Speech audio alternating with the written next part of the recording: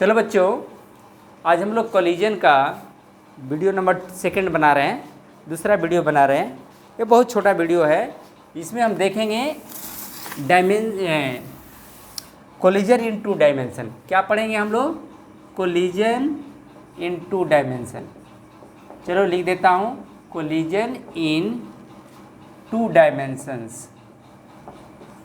अब इसका डायमेंशन देखिए, डायमेंशन ये लिख देता हूँ, डायमेंशन।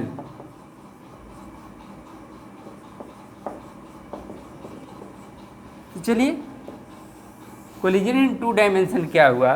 अब कोई बॉडी किसी प्लेन में मूव करेगा। जब कोलिजन होगा, जैसे मान लेते एक बॉडी है ए, एक बॉडी है ए, दूसरा, इसको ए मानिए, इसको बी मानिए।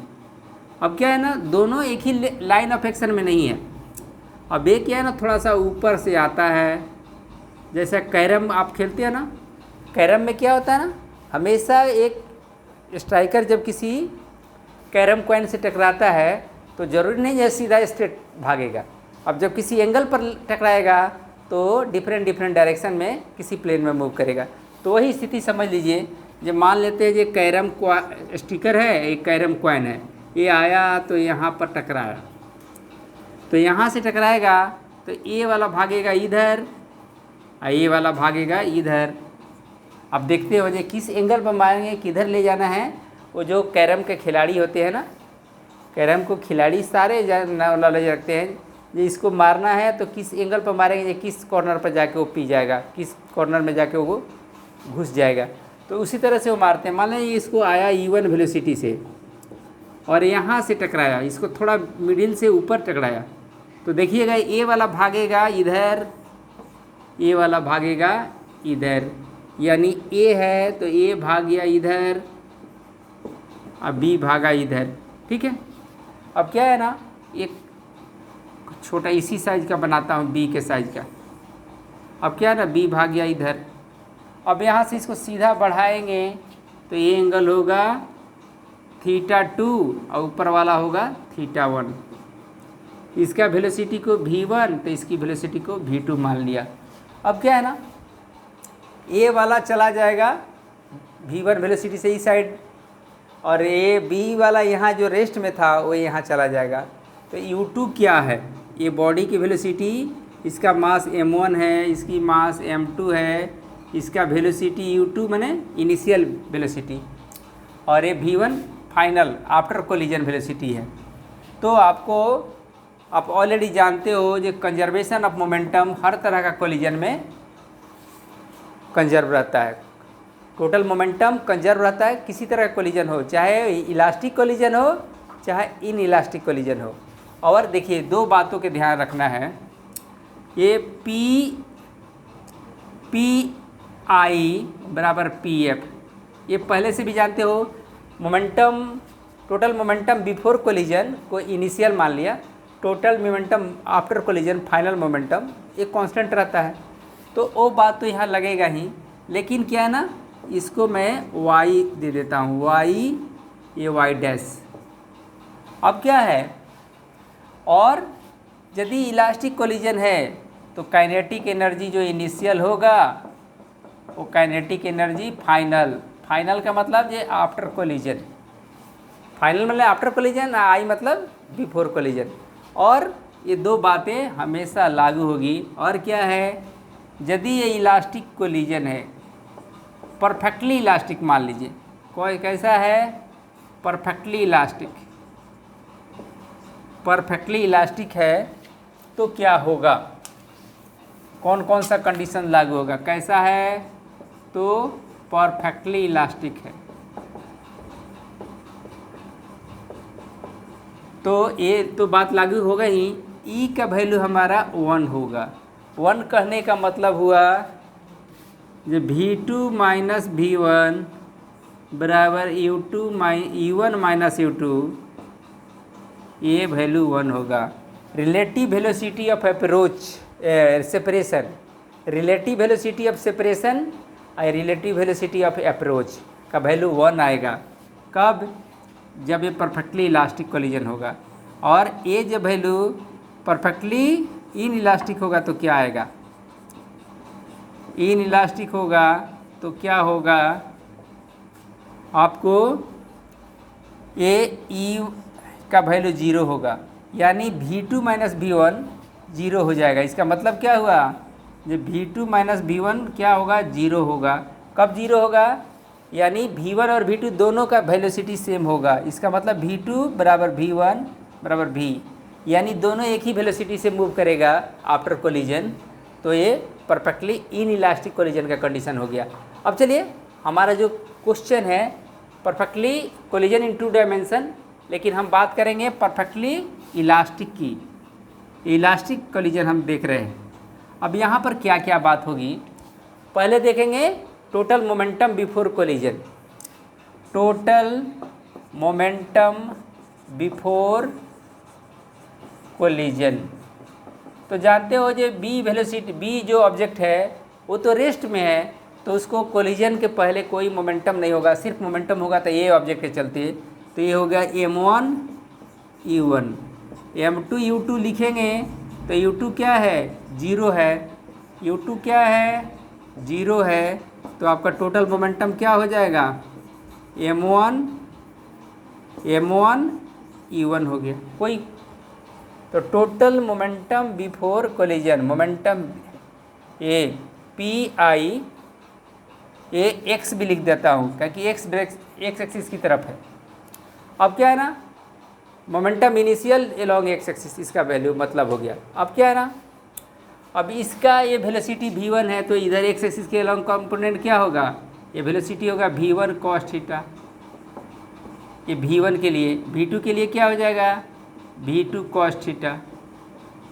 तो चलिए अब मोमेंटम एक्स एक्सिस के लॉन्ग और इधर एक्स एक्सिस के लॉन्ग कंजर्व रहेगा, वाई एक्सिस के लॉन्ग इधर before collision after collision Y axis के लॉन्ग कांस्टेंट रहेगा। तो यहाँ दोनों का कंपोनेंट को हम कांस्टेंट बनाएंगे।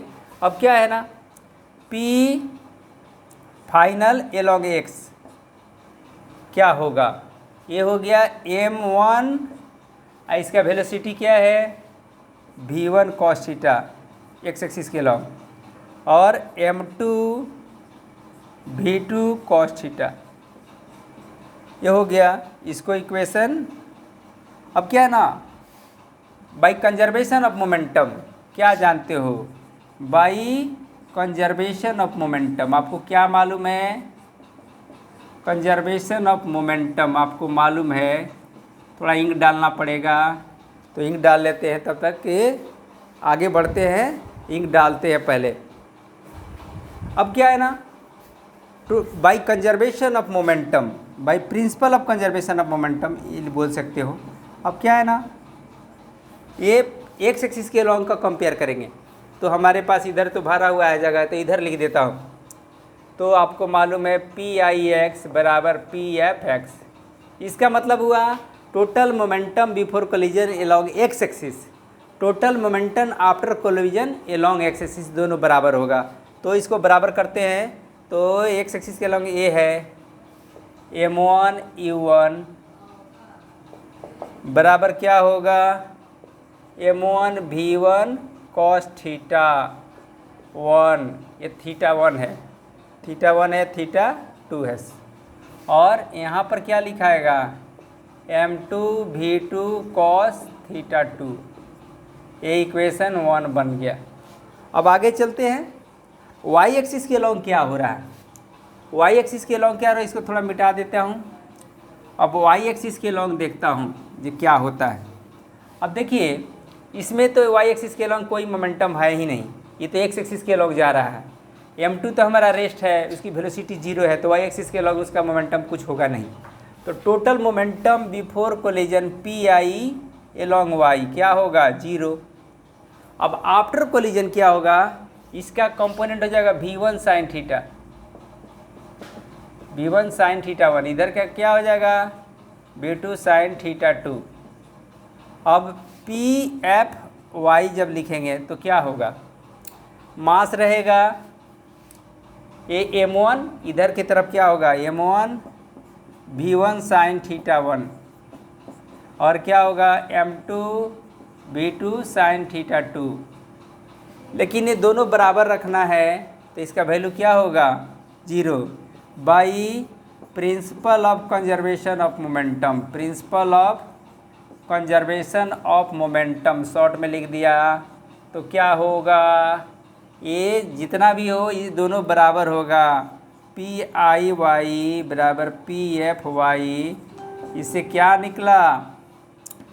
M1 B1 sine theta 1 plus M2 B2 sine theta 2 equal to 0, sine theta 2 equal to 0।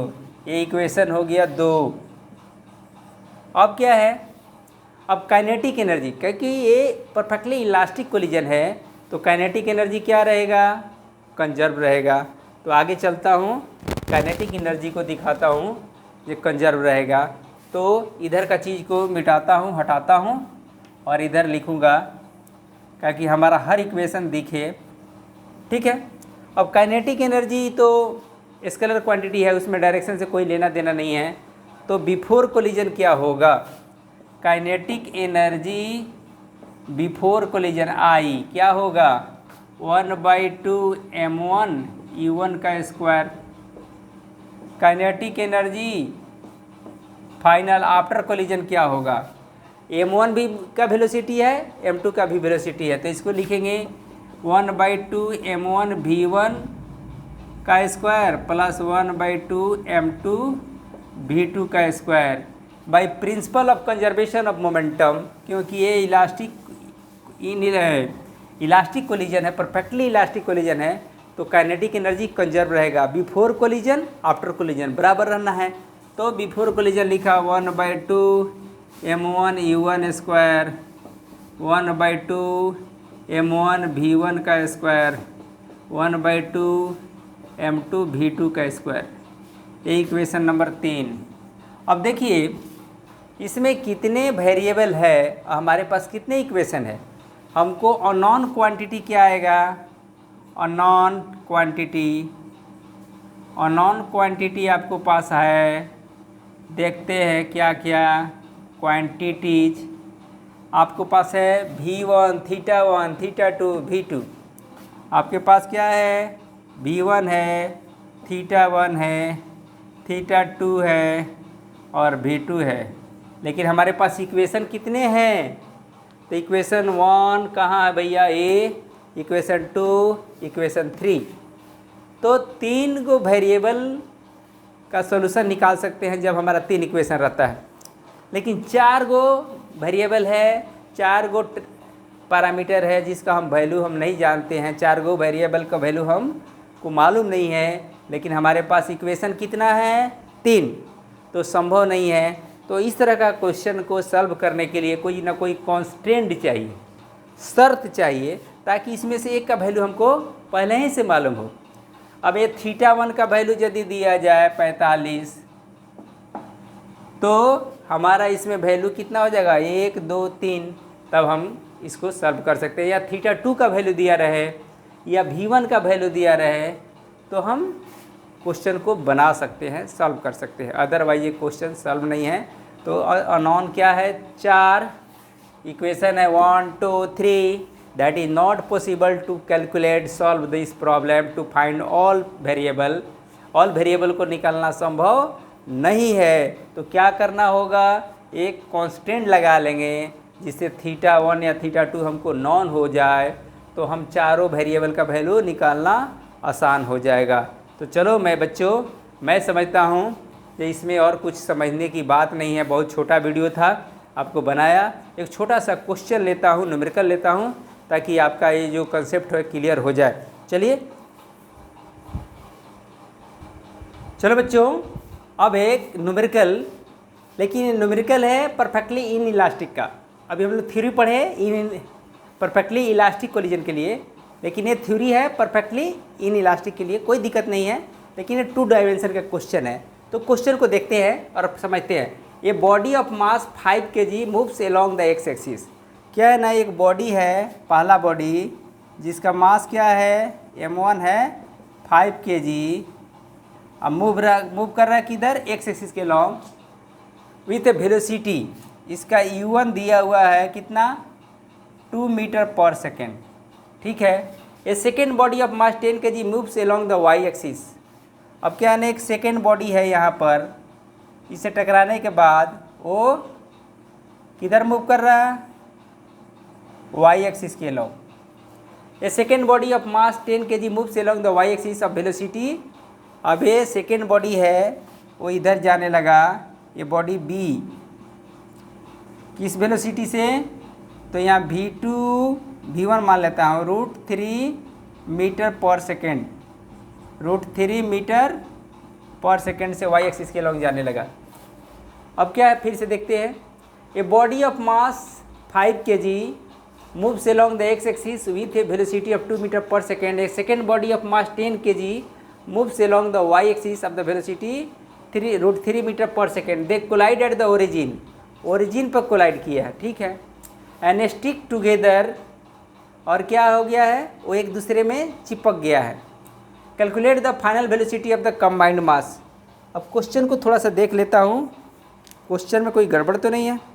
A body of mass 5 kg moves along the x axis with a velocity of 2 metre per second and second body of mass 10 kg moves along the Y axis with the velocity of √3 metre per second.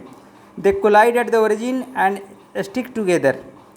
अब क्या है ना, दोनों चिपक जाता है। Calculate the final velocity of the combined mass. अब क्या है ना, ये second body of mass 10 kg moving along the Y axis. ठीक है, बात क्वेश्चन सही है। अब क्या है ना, along the Y axis with the velocity of √3 metre per second. They collide at the origin, origin पर कोलाइड करते हैं, और क्या होता है, and stick together. Calculate the final velocity of combined mass after collision and the amount of heat liberated in the collision. ठीक है, अब क्या है ना, एक बॉडी इधर जा रहा है वाई एक्सिस के लॉन्ग, और एक बॉडी जा रहा है एक्स एक्सिस के लॉन्ग। इसकी डायरेक्शन क्या है, u1 का ये है, और पहला बॉडी इसका u2 मान लेते हैं, u2 है इनिशियल वेलोसिटी। अब क्या है ना, दोनों टकराएगा। अब क्वेश्चन हम हटा देते हैं, क्वेश्चन का सारा इन्फॉर्मेशन हमको मिल गया। अब क्या है ना, मास 2 को 10 kg लेना है। ठीक है, √3 लेना है। क्वेश्चन क्या कर रहा है, अब बात समझ में आ गई है, तो आगे क्वेश्चन को बनाना भी आसान हो गया। क्वेश्चन समझना ही कठिन चीज़ होता है, बनाना कोई बड़ा चीज़ नहीं होता है। एक बॉडी की मास इधर है, ये बॉडी जिसका मास कितना है, लिया हूँ 5 kg,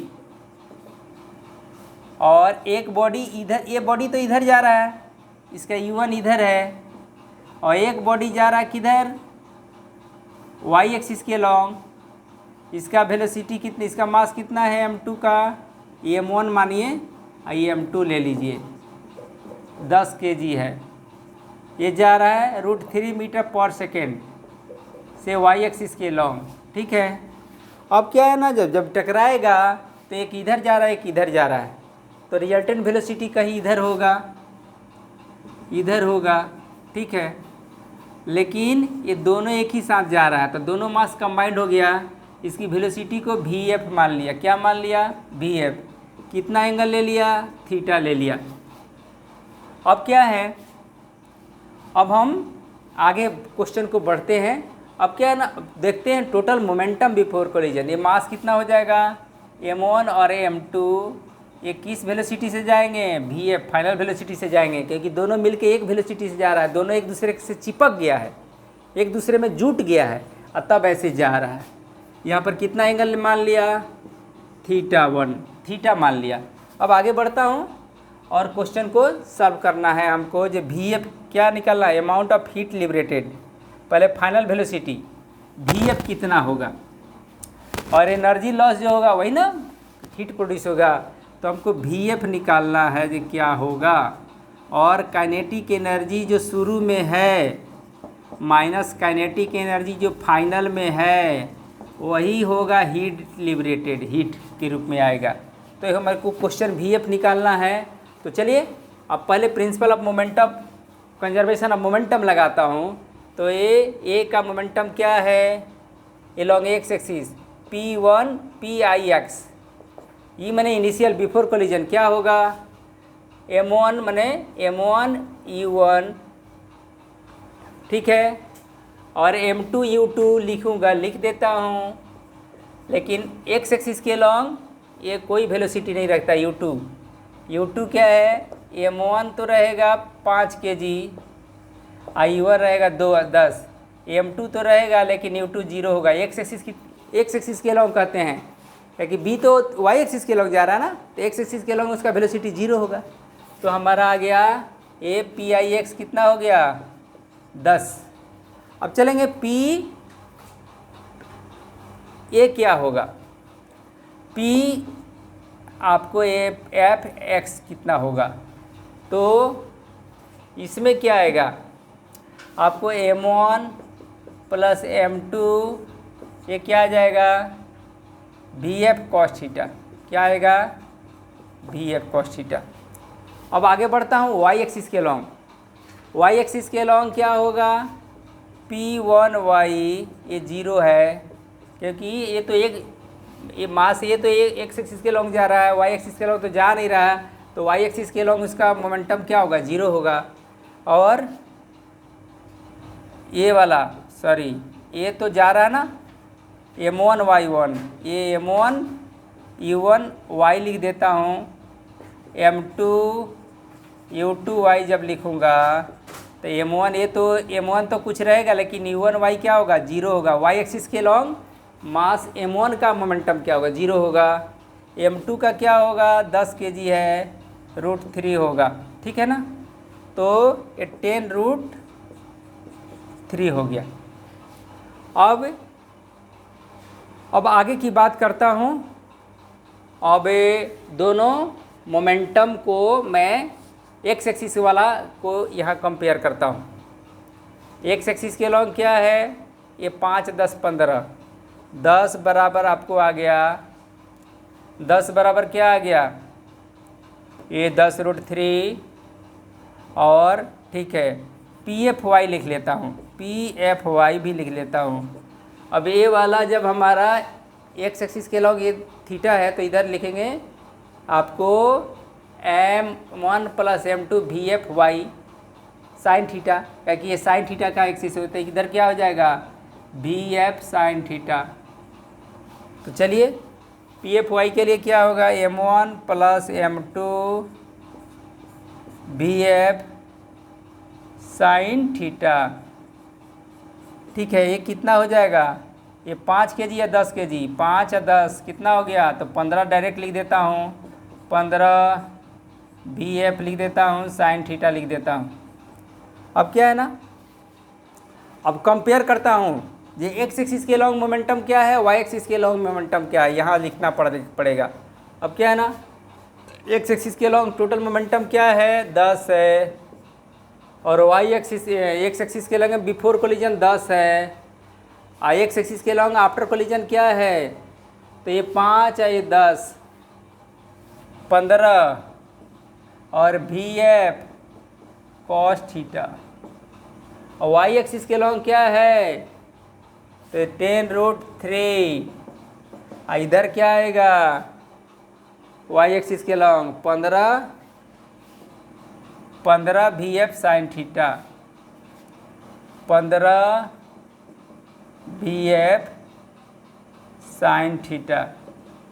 अब क्या है ना, दोनों को डिवाइड कर दीजिए तो आपको, अब क्या करता हूँ, 15 वी एफ साइन थीटा को 15 वी एफ छोटा लिखता हूँ final, V F cos theta, तो इसका वैल्यू क्या आएगा, साइन थीटा वाला का है 10√3 और इसका है 10। देखिए 15 वी एफ साइन थीटा का वैल्यू लिखेंगे 10√3, अब 15 वी एफ कॉस थीटा का वैल्यू लिखूँगा √10, तो 15 वी एफ कट गया, 15 वी एफ कट गया, 10 कट गया, tan थीटा का वैल्यू कितना आ गया, तो √3, तो थीटा बराबर क्या हो गया, 60 डिग्री हो गया ना, ये हमारा 60 डिग्री हो गया। अब हमको काइनेटिक एनर्जी निकालना है। अब क्या है ना, वेलोसिटी निकालना है ना, वी एफ, तो वी एफ निकालने के लिए इक्वेशन 1 को पकड़िए, ये इक्वेशन 1 यहाँ क्या है, इसमें कॉस थीटा मालूम हो गया, तो आप ये इक्वेशन 1 और ये इक्वेशन 2 किसी में थीटा का वैल्यू बैठाइए तो आपको वी एफ निकल जाएगा। तो चलिए मैं निकाल देता हूँ। एक क्वेश्चन में काइनेटिक एनर्जी में लॉस कितना वो बाद में निकालेंगे, यहाँ इसको हटाता हूँ। तो मुझे समझ में आता है कि आपको बहुत क्लियरली समझ में आ गया होगा। अब क्या है, चलिए हमको वी एफ निकालना है, फाइनल वेलोसिटी। तो क्या करूँगा, 10/15 लाऊँगा, कॉस थीटा को नीचे लाऊँगा और इधर वी एफ लिख दूँगा। फ्रॉम इक्वेशन 1 की बात करूँगा तो कॉस थीटा का वैल्यू क्या 60 है ना, तो 1/2 होगा। 10/15 कॉस 60 का वैल्यू 1/2, तो 2 ऊपर चल जाएगा।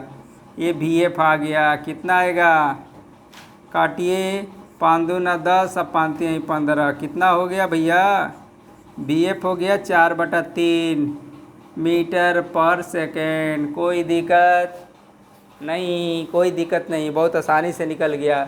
अब बोला हीट लिबरेटेड, तो हीट लिबरेट कब होगा, जब काइनेटिक एनर्जी में लॉस होगा। काइनेटिक एनर्जी जो रिड्यूस होगा वो हीट में कन्वर्ट होगा। काइनेटिक एनर्जी इनिशियल में जो था, काइनेटिक एनर्जी फाइनल में जो हुआ, तो फाइनल काइनेटिक एनर्जी इनिशियल से कुछ कम होगा, वो एनर्जी हीट में ट्रांसफर हो जाएगा। एक अंडरस्टूड है। तो चलिए, इनइलास्टिक कोलिजन है तो हीट तो काइनेटिक एनर्जी कंजर्व रहेगा नहीं। अब हम आगे चलता हूँ। काइनेटिक एनर्जी इनिशियली क्या है, तो काइनेटिक एनर्जी निकालता हूँ इनिशियल। क्या चाहिए हमारा, तो पहला बॉडी का वेलोसिटी क्या है, हाफ m1 u1 स्क्वायर और हाफ m2 u2 का स्क्वायर। इसमें डायरेक्शन से कोई लेना देना नहीं। वेलोसिटी है तो एनर्जी है, वेलोसिटी है तो एनर्जी इसमें है। अब क्या करें, तो चलिए काइनेटिक एनर्जी निकाल लेता हूँ। इनिशियली क्या होगा, 1/2 5, इसका वेलोसिटी है 2 का स्क्वायर, 1/2 10, इसका वेलोसिटी है कितना, √3 का स्क्वायर। तो क्या आएगा, जल्दी से 1/2 5 × 4 प्लस 1/2 × 10 × 3, कितना होगा, 2 दूनी 4, ये हो गया 10, ये हो गया 5 दूना 10, इधर का 2 5 10, 5 तिहाई 15, कितना हो गया, 25 जूल हो गया। कोई दिक्कत नहीं होना चाहिए। क्या है, कैलकुलेशन है। टोटल काइनेटिक एनर्जी जोड़ रहे हैं initially, half m1 u1 square, half m2 u2 square. u1 का वेलोसिटी है, यहाँ भी है 2, यहाँ भी इधर वाई एक्सिस के लॉन्ग था, u2 वो √3 था, तो √3 का स्क्वायर 3 हो गया। वेरी सिंपल, कैलकुलेशन करना तो कोई दिक्कत नहीं है।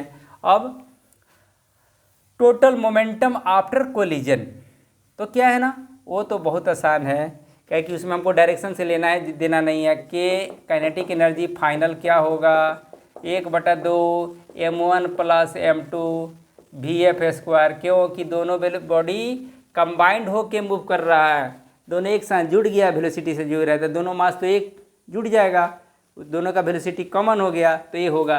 अब क्या होगा, 1/2 m1 5 kg, m2 10 kg, तो 15 लिख दिया। और vf कितना आया है, 4/√3, 4/3।